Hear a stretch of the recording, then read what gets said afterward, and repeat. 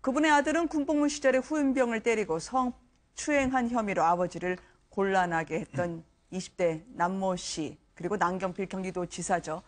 이번에는 마약입니다. 이거 속옷에 숨겨서요, 중국에서 가지고 왔다고 하는데요. 더더군다나 마약을 가지고 있으니 여성들에게 접근하는 채팅 앱까지 했었다고요. 그렇죠. 이게 지금 지난 13일 날 중국에서 이제 필로폰을 4g을 갖고 왔다 그래요. 네. 근데 4g이면요, 굉장히 큰 양입니다. 한 130명이 한 번에 투입할 수 있는 양인데. 네, 지금 현재 그렇죠. 2g만 지금 압수가 됐어요. 보죠. 그러니까 네. 2g만 압수가 되고 지금 2g은 어디 있는지 지금 모르는 그런 수사를 하고 있는 상황인데. 네. 문제는 이제 이 그 마약을 가지고 누가 나하고 같이 함께 할 수 여자를 좀 찾은 것 같아요. 그러니까 아마 채팅 앱을 통해서 이제 여자를 뭐 같이 이제 마약을 할 여자를 찾는다라고 올리니까. 네. 이걸 이제 아마 우리 그 경찰 수사대에서 여성 수사관이 자신이 그냥 일반 여성인 척하고 이제 그럼 같이 어디서 만납시다. 강남 어디서 만납시다라고 이제 응대를 했던 모양입니다. 네. 그래서 바로 현장에 나온 거를 이제 현장에서 체포를 한 그런 사건인데 참 이 남경필 지사 입장에서는 지난번 사건도 있었고 네. 또 이제 그 아들을 데리고 이제 뭐 해외에 또 아프리카 여행도 가기도 했어요. 네. 근데 지금 이런 일이 벌어진 것 자체를 보면 참 이 아들은 참 제 마음대로 되지 않는데 문제는 이번 범행 자체가 굉장히 중범죄라는 겁니다. 사실 이게 4g이면 굉장히 액수도 크고 네. 또 나머지 사라진 2g에 이게 어디에 사라졌는지 팔았는지 이런 것도 확인된다고 하면 이번에는 그냥 쉽게 넘어갈 수 없는 사건인 것 같습니다. 네. 남경필 지사가 조금 전에 한 언론과 인터뷰를 하면서 공항으로 급히 발걸음을 옮기는 장면을 사진으로 보여드렸습니다. 내일 오전 10시에 경기도청에서 기자회견을 갖고요. 자신의 입장을 전할 것이라고 하던데요. 책임을 지겠다라고 하는 겁니다. 이게 어떤 의미일까요? 글쎄요, 이제 일단 아버지로서 책임을 이야기할 수밖에 없겠죠. 왜냐하면 네. 지난번 아까 성추행과 그 군대 내 폭력 사건 때 일단 아버지가 그 사과를 했습니다. 사과를 한 다음에 네. 바로 사실 이제 아프리카에도 함께 갔다 오고 하면서 아들을 좀 두둔하는 듯한 내용의 그런 이 자서전을 좀 썼어요. 그러면 엄마, 아빠, 그리고 아들이 함께 배낭여행을 떠난 건가요? 엄마는 없이. 엄마는 없이 없이요. 네. 아프리카에 원래 아들이 가 있었고 자기가 가서 아프리카에서 두 남자 대 남자로 둘이서만 여행을 하고 돌아와서 이제 그 이야기가 뭐냐면 아들한테 사실은 자기가 잘못한 점이 많다라고 네. 했더니 아들이 아니다 미안하다 도리어 자신이 미안하다고 하더라. 이게 그냥 있으면 사실 훈훈한 부자 간의 어떤 대답일 것 같지만 네. 그 당시 집행유예를 받았거든요. 맞습니다. 그러니까 징역 8월에 집행유예 2년 때문에 사실은 많은 사람들이 아니 그렇게 좀 중앙범죄 아니냐. 왜냐하면 군대 내 폭력이 당시에 굉장히 사회적으로 문제가 됐던 그런 어떤 시기 속에서 네. 경기도 지사의 아들이기 때문에 도리어 그렇게 좀 경감된 것이 아니냐라는 분위기가 남아 있는데 도리어 좀 이렇게 남경필 지사가 두둔하는 듯한 그런 어떤 그 표현을 썼기 때문에 네. 지금 이번에 범죄가 그때 이야기들을 다시 끄집어내면서 그럼 아버지가 지금 뭐 했느냐. 그때 교육을 제대로 시키겠다고 그렇게 이야기했는데 못하지 않았느냐. 여기에 대한 또 배가 된 그런 이 비난이 쇄도하고 있거든요. 워낙 남경필 지사로서는 곤란할 것 같습니다. 이게 오늘 이 마약 투약 혐의 때문에요. 과거 일까지 복잡한 가족사 한꺼번에 다 터져 나오고 있거든요. 원래 국민들에게 정치란 헌법보다 무서운 정서법이라는 게 있지 않겠습니까? 가정을 어떻게 다스렸길래 이 부분에 대한 논란에 과거 남경필 지사는 우리말로 하면 쿨하게 심경을 밝힌 바 있었습니다. 간당명료했던 그때 해명 한번 들어보시겠습니다.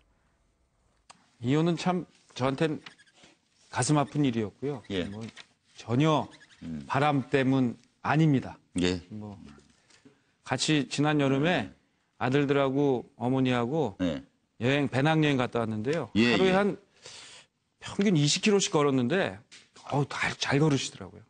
아들 문제. 요거 아마 많은 부모님들이 다 예, 보면서 걱정이 뭐 예. 없는 사람이 있겠어요. 저희 아들 때문에 많은 국민들께 심려를 끼쳐드렸고요. 그렇죠. 그 문제가 좀. 그러나 그런 과정을 통해서 아들도 자기 잘못을 뉘우치고 예, 예. 또 성숙할 수 있는 기회가 돼서 예. 또 서로 아버지와 아들 간에 서로 이렇게 원망하기보다는 서로를 이해해주는 그러한 마음을 확인한 것이 위안이 됩니다. 예. 아버지로서의 상심도 클 것 같고요. 또 부인과의 이혼, 과거에 이런저런 소문들이 났지만 어쨌든 선명하게 해석하려고 하고 해명하려고 했던 걸로 보였었거든요. 저는 이번에 남지사 보면서요. 남지사가 페이스북에 먼저 올렸다는 거죠. 네. 경찰이 이를테면 남지사의 아들을 현장에서 체포했다라는 걸 공개 발표하기 전에 남지사가 둘째 아들로부터 연락을 받고 독일에서 페이스북에 먼저 올렸다 이건데. 빠른 비행기로 귀국하겠다는데 왜 저 게시글을 삭제를 했죠? 네, 말씀 계속 주시죠. 하여튼 남지사는 네. 지금 아들의 허물을 먼저 사실은 얘기를 한 거예요. 네. 자고로 우리 그 있지 않습니까? 팔불출, 아들 자랑하지 마라. 그리고 자식은 자고로 아비의 허물을 탓하지 네. 마라. 이 명심보감이 나오는 얘기입니다. 남경필 지사가 사실 정치인이기 때문에 지금 부인과의 이혼도 어찌 보면 일반인이라면 쿨하게 정말 이해될 수 있는 건데 네. 어떻게 부인 단속 하나 못하는 사람이 지사하고 있느냐 또는 뭐 대통령 출마를 하려고 하느냐 이런 네. 비난을 받을 수도 있지만 정치인이기 때문에 지금 저렇게 고개를 숙여야 하는 상황이에요. 아들이 보니까 지금 만 26세더라고요. 네. 그렇다면 이미 성인이지 않습니까? 그러면 본인이 사실 사과를 하는 게 뭐 당연히 우선이고 또 본인이 먼저 처벌을 받는 게 우선이죠. 그러나 네. 남경필 지사가 일반인의 아버지였다면 이렇게까지 나서야 될 이유가 없는 거고 네. 다만 정치인으로서의 어찌 보면 업보인데 우리 사회도 이제 글쎄요. 아들의 문제로 인해서 아버지 정치인이 책임을 져야 된다라는 것까지 그럼 요구를 할 거냐? 아니면 아들 문제는 아들 문제고 아버지는 책임질 부분을 최소화할 수도 있는 네. 이런 것까지도 생각해 볼 수 있을 것 같아요. 수신제가 치국 평천하를 이야기해야 할 시점인가 아마 남경필 지사 내년엔 또 경기 포함해가지고요. 지방선거 앞두고 이래저래 어려운 처지겠습니다. 예, 악재라고 사실은 봐야 될 것 같은데요. 남경필 지사 같은 경우에는 내년도에 당장에 지금 이재명 성남시장이 경기도지사를 출마하겠다. 거의 이것은 100%다. 어떤 상황적인 변화가 없으면 100% 출마한다라고 지금 측근을 통해서 밝히고 있는 상황이었기 때문에 남경필 지사 입장으로서는 굉장히 강적이 도전하는 입장이기 때문에 하나하나 정말 어떤 정치적인 사안에 있어서 굉장히 민감하고 조심스러운 어떤 행보를 보여야 될 텐데 그런 상황에서 본인이 어떻게 보면 컨트롤하기 어려운 어떤 사고가 터졌기 때문에 이 부분으로서는 굉장히 정치적인 악재라고 평가를 할 수밖에 없을 것 같습니다. 그러나 이제 사실은 앞서 이제 논설위원님께서 말씀을 해주신 대로 이 부분이 미성년인 어떤 자녀의 사건이었다라고 한다면 남경필 지사의 어떤 온건한 책임으로 돌릴 수 있겠지만 네. 그것이 아니라 이미 26살이고 회사원인 어떤 직장인 아들의 어떤 문제이기 때문에 성인인 아들의 문제이기 때문에 이것을 어떤 남경필 지사의 어떤 정치적 책임으로 돌릴 것이냐 하는 그 문제는 아마 국민적인 어떤 정서와 달려 있다라고 보이는데요. 아마도 남경필 지사와 이거와 관련해서 신속하게 페이스북에 올리고 그다음에 내일 기자회견을 네. 기자회견을 잡아서 본인이 국민 앞에 좀 더 이게 굉장히 낮은 자세로 사과하는 모습을 보이겠다라고 지금 이야기하고 있기 때문에 네. 아마 이 부분이 지금 현재로서는 굉장히 유력한 정치인의 어떤 아들의 어떤 필로폰 사건이기 때문에 크게 이제 이슈화 되고 있지만 나중에 지나서는 아마도 조금 국민들이 조금 남경필 지사에 대해서 조금 온정적인 시선과 함께 조금 이 사건을 좀 잊어주고 내년 지방선거에서는 큰 악재로 좀 작용하지는 좀 어려울 거라 생각이 듭니다. 면회를 하겠다고 하던데요. 내일 오면은 말이죠. 근데 경찰은 이 사안을 상당히 좀 중하게 보고 있는 것 같습니다. 4g이 발견됐었다. 2g으로 2g이 사라졌지만 말이죠. 이 4g이면 130명 이상이 동시에 투약할 수 있는 정도라고요.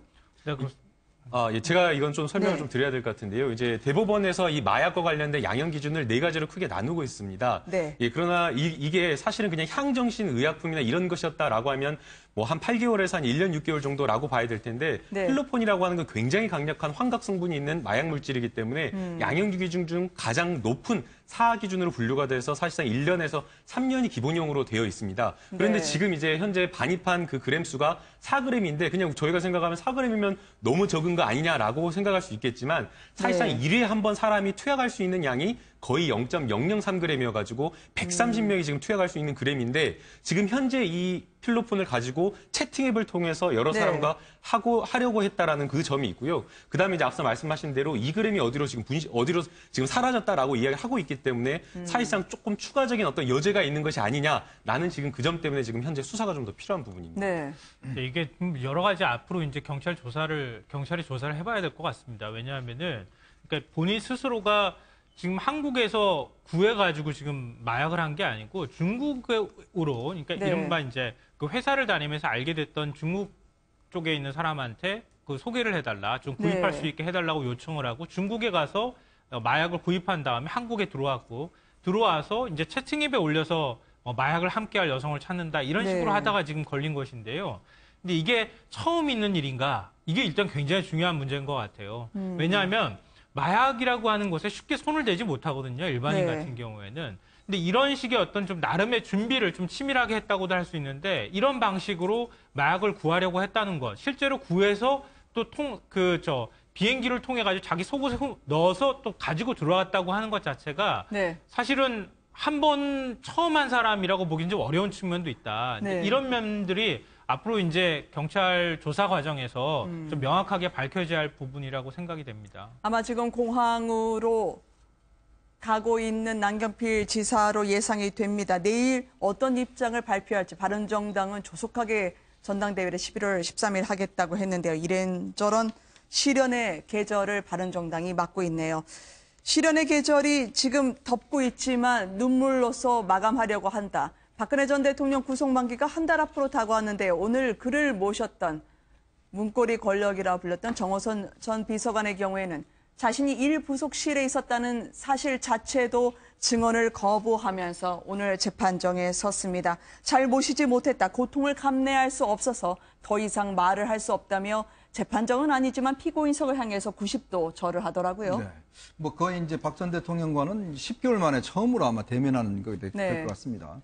특히 문고리 3인방 중에서 정호성 전 비서관은 가장 그래도 측근에 있었던 비서관이죠. 오늘 박 전 대통령의 재판정 출두 모습 봅니다만 많이 힘에 붙여 그렇죠.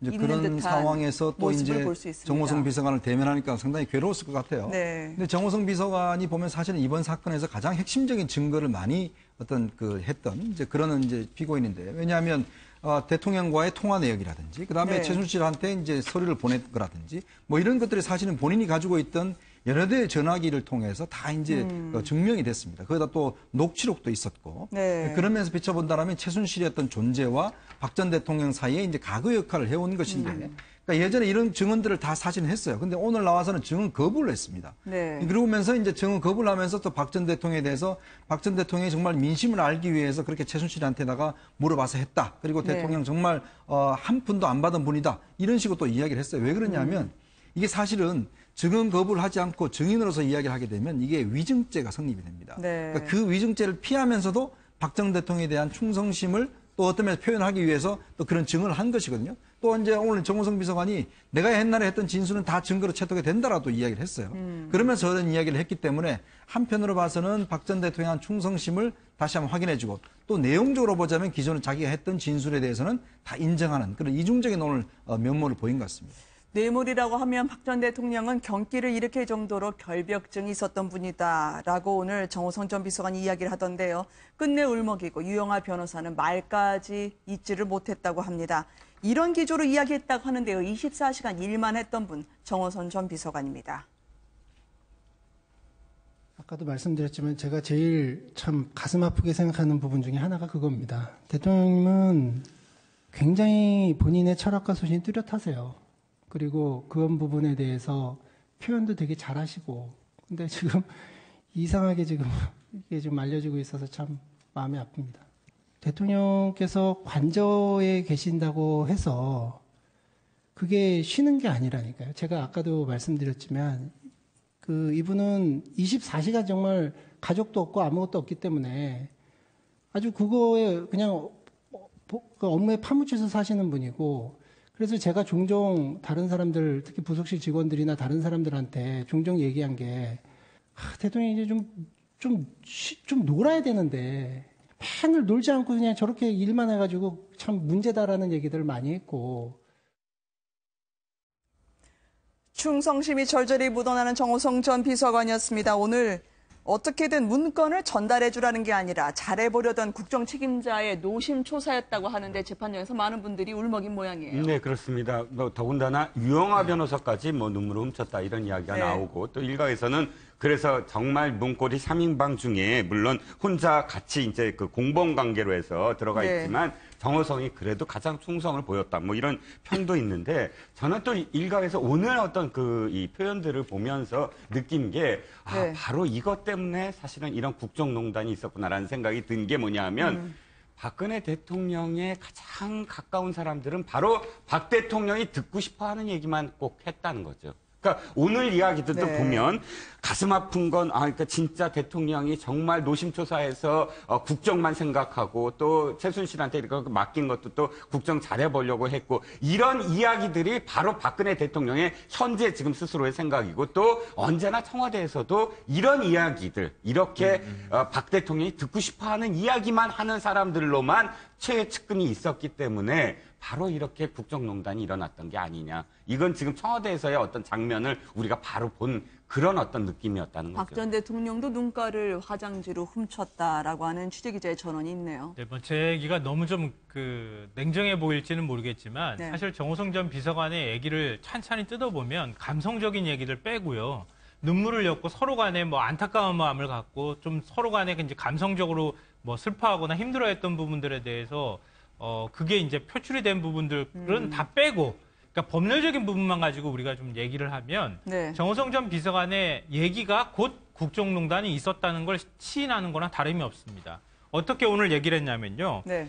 대통령님이 그걸 구체적으로 주저하고 지시한 것도 아니고 껌껌이 뭘 줬는지도 모르십니다. 박근혜 전 대통령은 전체적으로 최순실 씨랑 얘기하라고만 얘기했고 또 국정을 위해서 도움을 받을 게 있으면 받으라고 통합적으로 얘기한 것뿐이고 뭘 기밀 문서라든가 부동산 관련돼 있는 문서, 문체부와 관련돼서 뭐 각종 예산과 관련돼 있는 문서 이런 것들을 구체적으로 주라고 지시하지는 않았다. 네. 그렇지만 우리가 그걸 좀 더 일을 잘해보려고 최순실하고 계속 주고받으면서 뭔가 일을 했다는 얘기를 하고 있는 겁니다. 이게 바로 국정농단인 거예요. 이게 바로 최순실의 오히려 박근혜 전 대통령의 문고리가 아니고 최순실의 이른바 최순실 씨의 운전기사가 얘기했던 것처럼 종처럼 문고리 3인방이 움직였다는 걸 얘기하는 것이고 그 자리에 박근혜 대통령, 네. 대통령으로서 그걸 결정해야 될 대통령이 없었다고 하는 걸 본인들 스스로가 인정하고 있는 것이나 다름이 없다. 네. 근데 그거를 굉장히 슬픈 이야기처럼 마치 아무런 문제가 없었던 그냥 선의로 한 행동입니다라고 이렇게 포장해서 얘기하고는 있지만 그게 바로 죄가 되는 것이다라고 하는 얘기를 좀 해주고 싶습니다. 10개월 만에 다시 만난 청와대가 아닌 법정에서 만나는 두 사람, 전 비서관과 전 대통령의 오늘 모습을 보고 계십니다.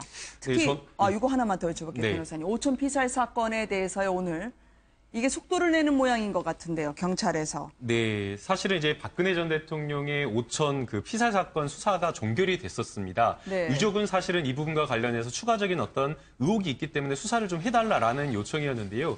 사실은 뭐 박영수 씨가 박영철 씨를 살해를 하고 본인이 이제 자살을 했다라고 그렇게 이제 수사 결론이 맺어진 상황이었는데 의심스러운 정황이 굉장히 많았습니다. 사실은 이 부분과 관련해서 살해 동기가 있어야 되는데 네. 살해에 있어서 살해 동기가 석연치 않았다라는 점이 있고요. 그다음에 이제 살해 당한 사람과 살해를 한 사람의 어떤 체구나 이런 것들을 보게 되면 두 사람이 어떤 크게 원한 관계가 있지도 않았었고 네. 심지어는 유경재단 분쟁과 관련해서 갈등 관계는 있었지만 그 전에 어떤 여러 모임이나 이런 데서의 만남이나 이런 것들이 있었기 때문에 어느 날 갑자기 갈등이 종폭돼서 살해까지 이를 정도의 어떤 그런 정황이 없었다라고 유족들이 이야기를 하고 있는데도 불구하고 갑작스럽게 이제 살해를 하고 자살을 한 사건인 겁니다. 거기에 더해서 이 두 사람이 사실상 졸피뎀이라고 하는 성분이 발견되는데요. 네. 사실은 어떤 사람을 살해하기 위해서 졸피뎀을 쓸 수는 있겠지만 자살하는 사람까지 졸피뎀을 두 개를 졸피뎀이 검출이 되었기 때문에 이것은 이상하다라고 지금 이야기를 하고 있는 겁니다. 그래서 아마 이 부분과 관련해서 유족 측이 검찰에 지금 현재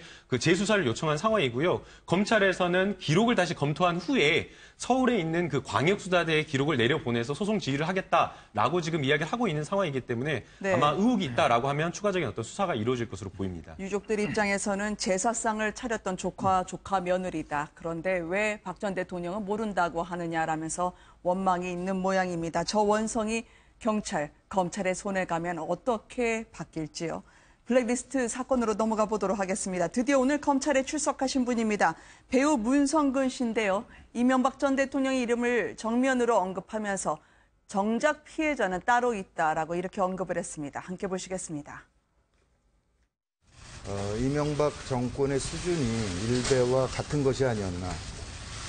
세계 만방의 그야말로 국격을 있는 대로 추락시킨 것에 대해서 개탄스럽게 생각을 합니다. 국정원이 이 블랙리스트 부분에 대해서 이명박 대통령께 직보를 했다라는 게 확인이 된 거잖아요. 이명박 전 대통령도 직접 소환 조사를 할 필요가 있다. 이 안에 최대 피해자는 김민선 씨구나. 그 한창 자신을 키워갈 그 20대 후반, 30대 초반에 집중적으로 이 배제, 불이익을 받았기 때문에 이 피해 상황에 대해서 증언하는 것조차 두려워합니다. 왜 김규리 씨일까요? 김여진 씨 언급하지 않을까 했었었는데 한참 잘 나가던 때 배우로서 젊었을 때 한 번이라도 더 나가야 되는 드라마 촬영도 못하니까 돌이킬 수 없는 시간 때문에 더 피해가 컸다라는 겁니까? 네, 사실은 이제 그 배우들이 이렇게 블랙리스트에 네. 올라 있었습니다. 근데 그 올라있던 배우 리스트를 보게 되면 명계남 씨, 문성근 씨 대부분 나이가 굉장히 많은 배우들인데요. 네. 김규리 씨 같은 경우에는 사실상 30대, 그러니까 그 아까 지금 이제 문성근 씨가 잠깐 설명을 하셨는데 배우라고 하는 것이 그렇다고 합니다. 30대 때 굉장히 자기에게 뭔가 인생을 바꿔놓을 만한 역작들을 만나가지고 네. 배우로서의 어떤 경험과 역량을 키운 다음에 40대 이후로부터는 뭔가 이렇게 풍부한 어떤 그런 어떤 30대 때의 어떤 경험을 바탕으로 배우가 굴러간다라고 그렇게 이야기를 하고 있는데 네. 김규리 씨는 이 블랙리스트 때문에 사실상 어떤 뭐 배우의 어떤 중요한 역할을 맡지 못하고 네. 뭐 예능이라든가 아니면은 이런 곳으로만 할 수 있었다라고 지금 이야기를 하고 있고요. 또 사실은 뭐 개그맨이라든가 가수라든가 본인이 뭔가 기획을 해가지고 콘서트를 연다거나 아니면 뭐 공연이라든가 뭐 아니면은 조금 밤무대라든가 이런 데서 뛰면서 수입이나 이런 것들을 활동을 계속 이어나갈 수가 있는데 네. 배우는 그런 게 전혀 불가능하다는 겁니다. 그래서 가장 그 피해 리스트 중에서 가장 피해를 많이 본 사람이 김규리 씨다라고 지금 이야기를 하고 있는 상황이고요. 네. 김규리 씨 같은 경우에는 이와 관련해서 사실은 억울함이 있음에도 불구하고 굉장히 너무나 떨려가지고 피해 진술을 지금 못하고 있다. 지금 그렇게 하고 있기 때문에 네. 아마 이 부분과 관련해서도 검찰이 조금 수사를 피해자의 진술을 좀 받을 필요가 있다라는 이종구 실장님이 다른 의견을 제가 또 말씀 제가 주시나 조금 보죠? 설명 보완해드리면 저도 처음에는 김여진 씨라고 말씀을 하실 걸로 생각을 했는데 네. 김민선 씨, 그러니까 김규리 씨를 지명을 하더라고요. 그래서 제가 처음엔 이렇게 생각을 했어요. 아, 못 나갈 동안, 드라마에 못 나갈 동안 예능에 굉장히 많이 출연을 했는데 예능도 그 굉장히 인기 있는 예능이었어요. 당시 정글의 법칙이나 혹은 뭐 춤추는 그 댄싱 뭐였죠? 이 댄싱 퀸인가요? 어쨌든. 네. 그래서 그런데 왜 이 김규리 씨가 했더니 사실은 김규리 씨가 그 직전까지 예능도 안 나가고 여주인공을 했거든요. 영화나 네. 드라마에 여주인공을 했던 어떤 사람들은 사실 신비주의적인 어떤 그런 이 이미지 관리를 해야 되기 때문에 네. 예능에도 안 나가고 그렇게 이미지를 계속 관리하고 있었는데 지금 김여진 씨는 조연이었어요. 조연은 언제나 어떤 이미지도 나갈 수 있는데 멜로드라마나 뭐 이런 이 로코 퀸이나 이런 그 여주인공이 갑작스럽게 여주인공으로서의 어떤 그 이미지가 없어져 버리면 다시 여주인공 역할을 맡기가 힘들거든요. 멍투성이 다니가 이제부터는 2011년이죠? 네네. 조연을 한다거나 갑작스럽게 그런 어떤 상황이 되기 때문에 가장 피해를 봤다라는 게 바로 그런 의미, 여주인공으로서의 어떤 그런 이 공백 기간, 그 공백 기간을 회복하지 못하는 거기에 대한 어떤 그 지적이 아니었나 싶습니다. 근데 MB 네. 블랙리스트를 떠올리면 네. 사실 저는 이 문성근과 김여진의 합성 사진 네. 이것만 기억에 남아요. 도대체 이 정보기관으로서의 국정원이 이런 짓을 할 수 있었느냐, 이런 네. 저질 공작을 할 수 있었느냐 이 얘기이기 때문에 사실 문성근 씨가 오늘 검찰에 피해자 진술하기 위해서 간 거는 사진 때문이지 본인이 블랙리스트의 대표 주자 때문은 아닐 거예요. 그렇다면 그 합성 사진이라는 게 과연 국정원의 국내 정치팀이 일종의 사상전, 문화예술계를 잡기 위해서 벌인 자발적인 행동인지 아니면 정말 청와대에 이런 모종의 그림들을 그려서 지시를 한 주체가 있는지 네. 이런 점이 사실 규명이 돼야 되는 거죠. 그러니까 이게 국정원 네네. 적폐청산 TF가 스스로 밝힌 것이기 때문에 사실에 가깝다 이렇게 믿을 수밖에 없는 상황인데요. 저는 이번 사건들 접하면서 우리가 독재 시절에 살고 있었던 건 아니었을까 하는 생각을 제일 먼저 하게 됐는데요. 네. 그러니까 지금 유명 연예인이기 때문에 타깃을 삼아서 저렇게 활동을 못하도록 하고 이른바 이제 정권의 미운털이 박힌 사람들을 저런 식으로 블랙리스트에 올려놓고 방송 활동도 못하게 하고 생업도 못하게 하는 이런 것들이 있었다고 하는 게 이번 일의 핵심인데 네. 전 이거 외에 이렇게 유명 연예인한테까지 이렇게 했으면은 다른 사람들은 오죽했을까 하는 생각이 또 한편으로 들어요. 그러니까 정치인은 오죽했을 것이며 기업인은 또 어땠을 것이며 네. 국민들 중에서도 뭐 유명 커뮤니티에서 활동하는 사람들은 또 안 했을 거는 아니었던 거 아닐까. 네. 그러니까 이거는 빙산의 일각일 뿐일 가능성이 굉장히 높다. 지금까지 드러나지 않았을 뿐이지. 그럼 도대체 우리는 어떤 사회에 살고 있었던 것인지 굉장히 참담한 생각이 들고요. 네. 앞으로 국정원에서 얼만큼 어떻게 솔직하게 고백하고 밝힐지는 모르겠지만 이걸 그냥 상징적인 의미라고 해서 몇 가지만 내놓고 말 것이 아니라 진짜 우리 사회에서 무슨 일이 벌어지고 있었던 것인지, 대한민국 최고 정보기관이 과연 국내 정치에 얼만큼 개입하고 있었던 것인지에 대해서 아주 속속들이 명확하게 진상조사를 해서 밝혀낼 수 있었으면 좋겠습니다. 이게 지금 미래와 과거의 충돌입니다. 이명박 전 대통령 측에서는 끝까지 가보자, 어디까지 팔 것이냐라고 하면서 이 국정원 기밀상 권능과 근거를 대라고 하던데요. 네, 이게 사실은 좀 수사하기는 조금 어려운 측면도 있을 겁니다. 왜냐하면 이런 블랙리스트 같은 경우는 어떻게 대놓고 그거에 대한 증거라든지 이런 것들을 좀 규명해 내기가 그렇게 간단치는 않을 거예요. 근데 지금 이제 되어가는 국면을 보면 결국 이제 이명박 전 대통령을 이제 중심에 놓고 점점점 좋아가는 것 아닌가. 그 네. 객관적인 이제 사실관계들을 이제 규명해 나가는 것이 아닌가 이런 이제 있는데 문제는 이제 박 전 대통령은 뭐 탄핵돼서 구속돼 있는 상황에서 이명박 전 대통령까지 이제 좀 이 수사 영역을 확대한다면 사실 이게 자체가 정말 어떤 진실 규명이냐 아니면 정책인 보복의 어떤 그런 성격이 있는가 이것 자체가 또 논란이 있을 수가 있습니다. 그렇기 때문에 아무래도 이제 검찰에서는 뭐 사실관계를 놓고 수사를 하겠지만 또 이건 어떤 면에서 보면 좀 정치적인 논란으로도 확산될 가능성도 저는 충분히 있다고 봅니다. 네, 이제 사실은 이제 계속해서 밝혀진 어떤 문건 내용을 보게 되면 단순하게 그냥 뭐 지시에 의해서 이루어진 것이 아니라 아예 국정원에서 조직적으로 아예 청와대 일일 보고 문건까지 작성을 해서 사실상 조직적으로 이러한 어떤 방송 개입을 했다라고 지금 이야기가 나오고 있고요. 오늘 이제 단독으로 보도된 내용에 따르면 아예 그 방송화를 정상화한다라고 하면서 그런 어떤 방송 장악 문건이 있는데 단계별 추진 계획을 세웠던 것으로 보입니다. 그래서 처음에 문제되는 사람들을 퇴출시키고 그다음에 방해가 되는 노조를 없애고 그런 다음에 어용 노조를 세워서 아예 민영화까지 그런 어떤 단계적인 로드맵을 세웠다라고 하는 것은 사실상 이런 어떤 이명박 정부 때 청와대가 개입을 해서 국정원을 이용해서 어떤 몇몇 어떤 좌편향의 어떤 배우들이나 방송인들에게 제재를 했던 것이 아니라 방송 자체를 아예 장악하랬던 그런 어떤 정황들을 보여주고 있기 때문에 사실상 이것을 정치적인 어떤 목적이 있다라고 판단을 하기보다는 문건이 나와 있기 때문에 말로 떠드는 것이 아니라 문건이 나와서 청와대에 보도가 되고 있다라고 이야기를 하고 있기 때문에 보다 사실은 윗선까지 검찰이 좀 철저한 수사를 좀 할 필요가 있다는 생각입니다. 그럼에도 불구하고 사실 박근혜 정부에서의 블랙리스트 그리고 더 확대된 이명박 정부에서의 블랙리스트가 비교를 하자면 박근혜 정부의 블랙리스트는 실제로 그것을 실행해야 됐던 공무원들 특히 이제 늘공들이라고 하죠. 문화부의 그 공무원들이 해당 관련한 지시에 대해서 증언을 하고 당시에 어떤 서류들을 갖고 있었기 때문에 그것이 입증이 된 측면이 있는데 지금 뭐 적백 TF가 스스로라고 말씀하시지만 외부 인사들이에요. 그래서 외부 인사들이 했던 지금 이렇게 폭로하는 어떤 문건들만 갖고 실질적으로 그것을 실행한 단계에서의 누구누구가 어떤 책임을 질 수 있느냐라는 측면에서 갔을 때는 수사가 그리 쉬워 보이지는 않는다는 것이죠.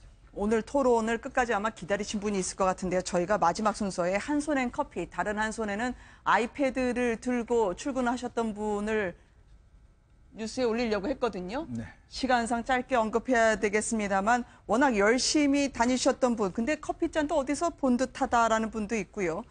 하필이면 현장에 가서 고구마 캐던 그 장면, 한 장의 사진이 올라왔습니다만 지역 주민들하고 식사를 함께 한다기보다는 따로 떨어져서 멀찌감치 드신 듯한 저 사진을 어떻게 해석해야 되겠습니까? 그러니까 지금 제가 볼 때는 아마 안철수 전 대표의 최근 그 행보를 보면 뭐 호남 가서는 호남 올 때론 또 영남 가서는 영남 올 때론 예전에 뭐 새정치인은 조금 이제 멀어지신 것 같고 이제 조금 지역 감정을 좀 자극하는 발언도 하고 저런 사진을 보면 사실은요 저렇게 정치인이 저렇게 혼자 먹으면 안 됩니다. 저 옆에 있는 아주머니들 틈에 끼어서 같이 듭시다 하고 먹어야 되는데 아직까지 좀 이 본인의 체질적 변화가 없는 것 같아요. 좀 쑥스러워하시는 좀 쑥스러워하기도 하고 저기 아주머니들 얼마나 좋습니까? 저기 가서 그냥 뭐 까서 주기도 하고 이렇게 해야지만이 그분들하고 좀 친화력이 있는데 여전히 좀 변했다고 하시던데 아직까지는 모르는 것 같습니다. 제가 볼 때. 네. 김희수 헌재 소장 아마 부결의 후폭풍을 지금 애써 감추고는 있지만 지금 역시 호남을 지역 기반으로 하고 있기 때문에 국민의당이 그 점에 대해서 어떻게 극복을 하느냐 이게 큰 아마 돌파구의 분기점일 것 같아요. 지금 얘기한 호남 홀대론 이런 얘기가 과연 다른 지역에서는 어떻게 비춰질까? 그 점이 앞으로 안철수 대표가 풀어야 될 과제일 것 같습니다. 서울 오시면 서울 홀대론 얘기하실 것 같은데 인재영입 위원장 맡겠다고 하시더라고요. 근데 그동안 모셔왔던 인재분들이 조금 사고가 몇 개 있어서 말이죠. 그렇죠. 그럼에도 불구하고 사실 이게 가장 자신이 지금 주장하는 겁니다. 어떤 정치공학적으로 얘기할 때 인재경입위원장은 무슨 뜻이냐면 공천이나 마찬가지거든요. 네. 새로 지선이라든지 이 조직을 전부 다 손을 보겠다. 기존의 조직을 사실은 한번 흔들겠다. 이런 의미로 받아들여져서 사실은 자신의 어떤 권력을 잡겠다. 이렇게 또 해석이 가능할 수도 있습니다. 네. 너무 말씀 잘해주셨었는데 여기서 마감을 해야 될 것 같습니다. 함께해 주신 여러분 고맙습니다. 감사합니다.